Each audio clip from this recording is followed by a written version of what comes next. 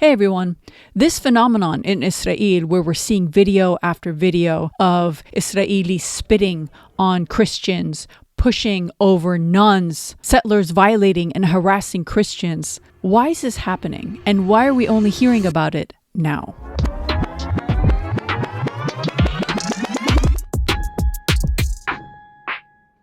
Christians used to make up a little over 10% of the population in Palestine before the Zionist colony was created in 1948. And in fact, all three religions lived in harmony. Even my teta, my grandma, would tell me about it. She was born and raised in Jerusalem. They would celebrate Christian holidays. They would go to their Jewish neighbor's house and babysit their kids. It wasn't just a tolerance or a coexistence. Like, we were all like family. שהולכות אחת לשנייה, מבשלים אחד עם השני. היו חיים פה בשלום. מי שהפר את השלום שהיה פה, זה רק הציונות עם הדעות שלהם. הם אמרו שאנחנו ניקח את האדמות, הם שלנו. הם לא רצו שאתה תהיה חרדי. הם רצו שאתה תהיה בן אדם שהולך לצבא, נלחם למען המדינה, יכול להיות גם מת, בשביל הרעיון הטמא שלהם.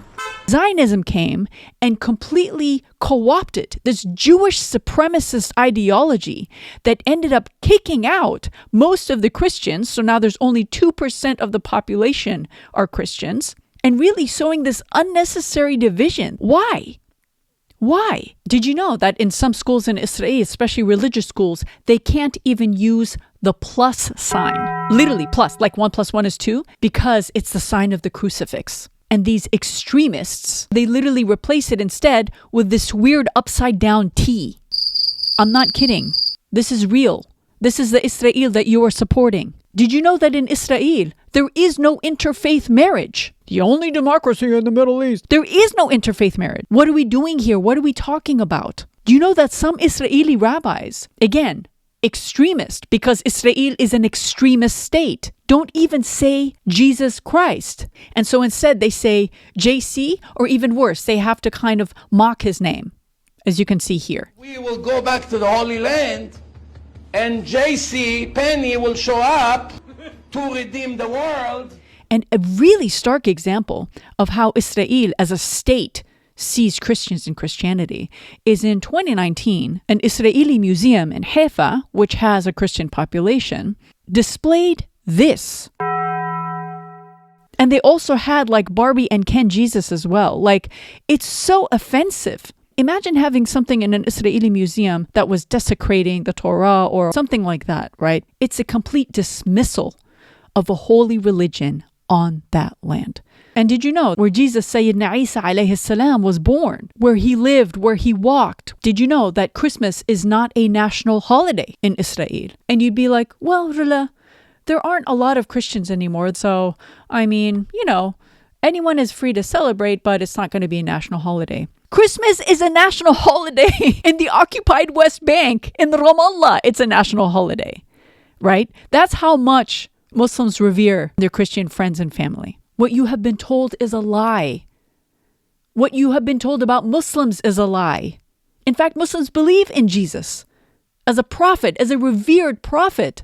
Sayyidina Isa. We even name our kids Isa, Jesus. That's how much he is revered. When Israeli soldiers desecrate the Virgin Mary's name, we are abhorred. Like, it's abhorrent. It hurts us. That's Muslims. We believe in the Virgin Mary. We believe in Jesus. In fact, the tomb of Jesus in Palestine was restored by Muslims. One of the most beautiful stories is the Church of Holy Sepulchre. Because there are different Christian denominations that hold that place dear to them, right? So you have like the Armenian Orthodox, you have the Catholic, you have the Ethiopian Orthodox, you have the Greek. Because they wanted to avoid any kind of favoritism or infighting between the different denominations, for 1,000 years, ever since the time of Salah ad-Din, it's been a Muslim family that has had the keys to the church.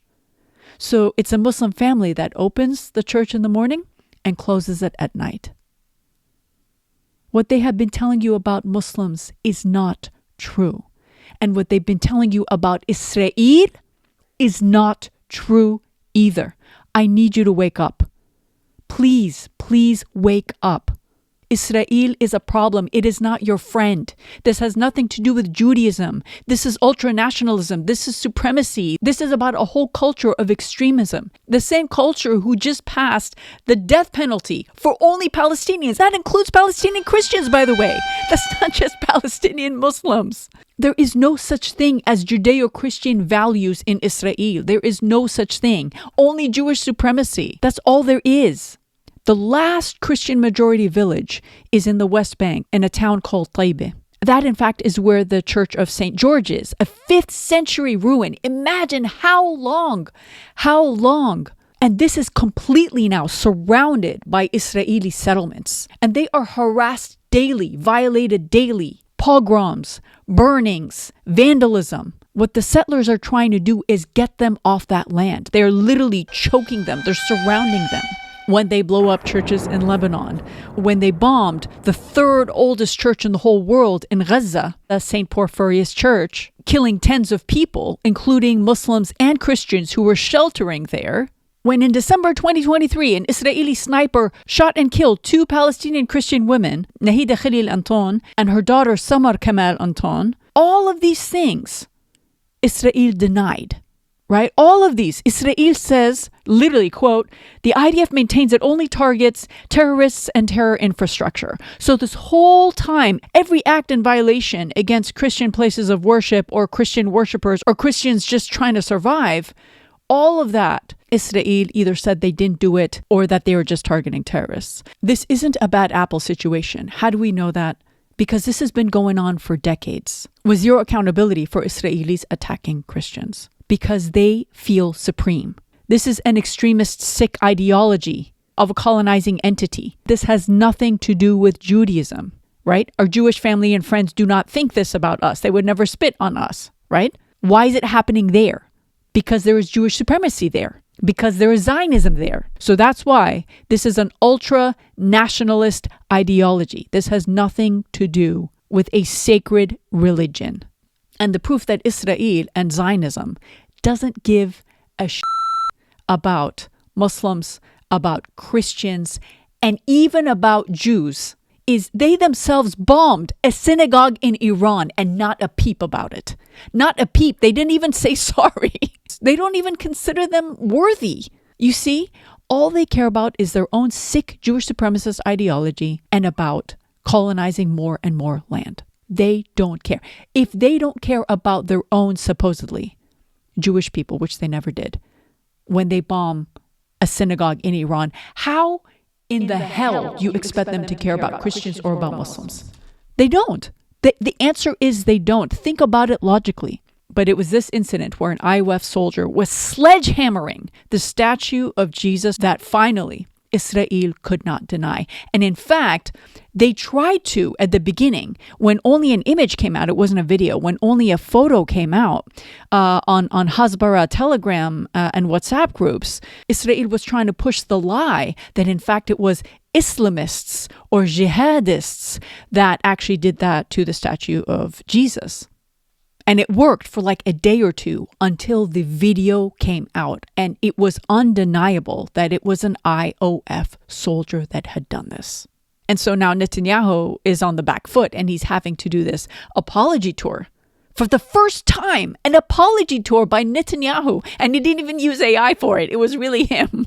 Because he knows that the 60 plus million Christian Zionists in the US, if he stops getting their support, the state of Israel is dead. There'll be no such thing as a Zionist state, no such thing as a Zionist colony without Christian Zionist support. And so now you have Netanyahu on this apology tour parading around a few plucked soldiers saying, look, we have Christians in our terrorist army. By the way, how sick is it that they now have to blur out the faces of these soldiers because they are all war criminals? And so Israel is saying, we will protect Christians and we will take care of them as long as they kill for us, as long as they maim children for us, as long as they starve populations for us, as long as they snipe kids in the head for us. As long as they do that for us, they are protected. But God forbid they want to go worship in peace, be with community, find solace in their religion. God forbid they want to do that. This is what will happen to you And you're lucky if a camera catches it. You're lucky if a camera catches it. I want Christians to wake up. Israel is a problem. It is not your friend. And in fact, this phenomenon of Israelis spitting on Christians, if you were to believe Ben-Gvir, Israel's Minister of National Security, he tells Hebrew media that this is an ancient Jewish tradition. כשעוברים ליד מנזר או ליד כומר יורקים. אפשר להסכים או לא להסכים, אבל כאשר יורקים לצד, אני לא חושב שזה מבטא. And that Israelis spitting on Christians should not be criminalized. Here again, he is putting Judaism and Jewish people all over the world in danger when he says such things. Because in no other country in the world do Jews do this to Christians. So why Israel? Do you understand the amount of danger that he's putting Jewish people under? Saying that this is a Jewish tradition? Imagine if anyone who didn't know any better would literally take it at face value. Like, well, the Minister of National Security of Israel says this is a Jewish tradition. I should believe him. I guess this is what Jews think about Christians. Of course it's not. You see, and so now it's up to me and people like me to come on here and to be like, no, not all Jews. Do you understand how sick that is? Israel is putting Jewish people in danger. And to be very honest with you, it's maddening to me that more Jewish people are not speaking up about this colonizing state that is literally committing war crimes and hate crimes and crimes against humanity in Jewish people's names. There's still only a handful of organizations and people out there that are our closest friends and family. But there is not enough. And I really, really wish that more Jewish people would speak up about this and would speak up about these crimes being done in their name. This is such a shame. And for anyone who comes to me and says, not all Israelis, there are some that are standing up to this. There are some that are against the genocide, or there are some that are against doing this to Christians. I believe it. This does not make the society and the system as a whole redeemable. I don't care if there are some good Israelis standing up to this.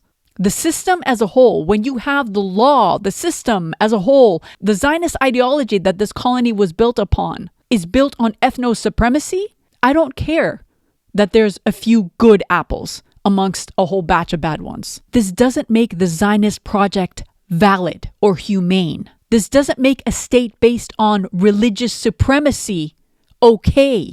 It doesn't. It makes it so that minority of people still somehow have humanity in the most inhumane of societies. And they are the ones who will live amongst us in a free Palestine.